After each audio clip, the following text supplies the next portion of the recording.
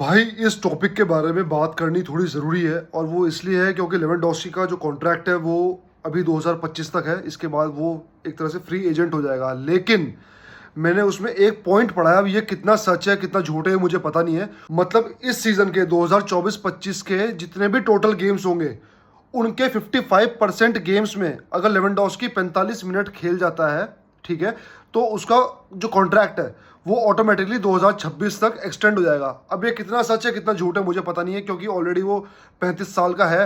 अब वो 36 का हो जाएगा अगले साल, और 26 अगर मानते हैं तो वो 37 का हो जाएगा। लेकिन वो बात की बात है, बात करते हैं फ्लिक का प्लान जो है लेवेंडोस्की के बारे में इस सीजन के लिए। अब फ्लिक ने ये बोला है कि लेवेंडोस्की जितना बॉक्स के अंदर रहेगा वो उतना डेंजरस है। क्योंकि अगर देखो, ये हमारा भी मानना है कि लेवेंडोस्की जब ड्रॉप करता है जावी के प्लान में, जब वो ड्रॉप करता था तो वो कुछ कर नहीं सकता, क्योंकि भाई देखो एज के साथ स्पीड भी कम हुई है, नेचुरल है, उसको हम उसमें गाली नहीं दे सकते क्योंकि वो जावी उसको खिला रहा है। लेकिन अगर वो बॉक्स के अंदर खेलता था, जो 2023-24 का जो सीजन गया है, तो बॉक्स के अंदर से उसने बहुत तगड़े गोल्स मारे हैं। एक दो गोल तो मुझे जो लाइन पे से याद है, जो स्पेनिश सुपर कप के फाइनल में उसने वॉली मारी थी, ब्रिलियंट गोल था। सेल्टा विगो के अगेंस्ट भी उसने दो गोल्स मारे थे, बहुत तगड़े फिनिश थे, फर्स्ट टाइम फिनिश थे। तो मेरा मानना ये है कि लेवेंडोस्की अभी भी फिनिश नहीं हुआ है, और अगर वो ड्रॉप नहीं करता और वो सिर्फ अपने उस पेनल्टी एरिया में रहता है और वहीं पे उसको डिलीवरी मिलती है अंडर फ्लिक सिस्टम, तो मेरा मानना ये है भाई, देखो मेरा मानना ये है, बाकी आप लोगों की ओपिनियन डिफर हो सकती है। इस पोजीशन में वर्ल्ड फुटबॉल में बॉक्स के अंदर अभी भी लेवेंडोस्की से ज़्यादा डेंजरस प्लेयर कोई नहीं है एज अ स्ट्राइकर, ये मेरा मानना है, ठीक है। प्लस अगर लेवेंडोस्की को मान के चलो फ्लिक के सिस्टम के अंडर क्रॉसेस ज़्यादा मिलते हैं, डिलीवरी ज़्यादा मिलती है, तो लेवेंडोस्की ईजिली अब भी नंबर ऑफ गोल्स, सिर्फ एक एवरेज नहीं, एवरेज से बहुत ऊपर एक डिसेंट नंबर ऑफ गोल्स मार के पीछे जीत सकता है। पिछले सीजन में भी उसने इतना ड्रॉप करने के बावजूद, इतनी गंदी परफॉर्मेंसेस देने के बावजूद उसने गोल तो स्कोर किए भाई। हम बारसा फैंस का एक चीज़ और है जो कि गलत भी नहीं है, कि ओवरऑल गेम प्ले हम देखते हैं, सिर्फ ये नहीं देखते कि बंदा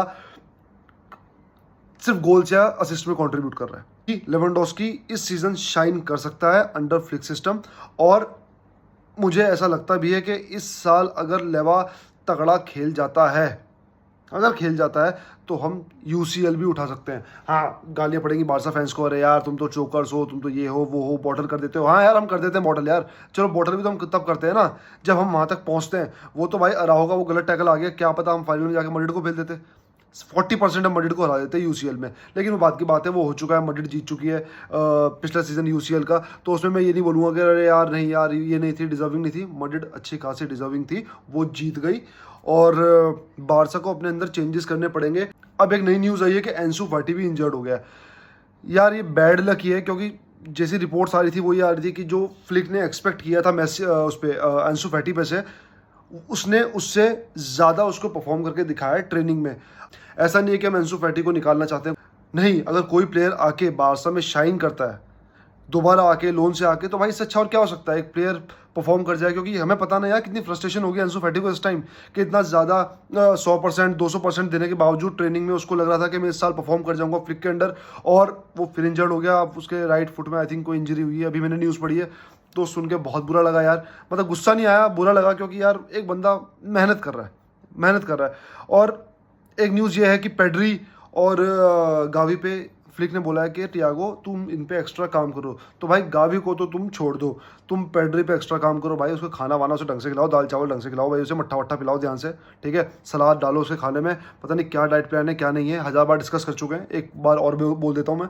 पेड्री को फिटनेस पे ध्यान रखो, टियागो लगाना कोई भी लगाना, उसका ब्याह कराओ भाई, कुछ भी कराओ, उसको खाना वाना खिला के तगड़ा बनाओ भाई। टेक्निकली वो बंदा बहुत साउंड है, लेकिन फिजिकलिटी वाइज अगर वो फिट इन रहेगा तो फिर क्या करेंगे भाई उस टेक्निक का, राइट। तो प्लान अच्छा है कि टियागो को लगा दिया है गावी और पेड्री पे, तो उनका एक अलग जाके एक इम्प्रूवमेंट होगा, ठीक है, उनकी एक अलग जाके इन्वॉल्वमेंट होगी गेम के अंदर। तो चीज़ें ठीक जा रही हैं। बस ट्रांसफर्स पे मैं इस वीडियो में बात नहीं करूंगा, क्योंकि भाई कोई न्यूज़ नहीं है, वही घूमी फिरी न्यूज़ है कि निको विलियम्स ने बोला है एज पर सोर्सेज कि बारसा के अलावा तुम किसी और क्लब से नेगोशिएट मत करो, या तो मैं एथलेटिक में रहूंगा या तो मैं बारसा जाऊंगा। तो भाई बोला है तो ठीक है, नहीं बोला तो भी ठीक है भैया, हम तो मान ना रहे जब तक कि फुल स्टॉप लिखा हुआ हियर वी गो नहीं आ जाता फैब्रिजियो रोमानो का। चलो भाई, मिलते हैं अगली वीडियो में, तब तक के लिए विस्काल बारसा।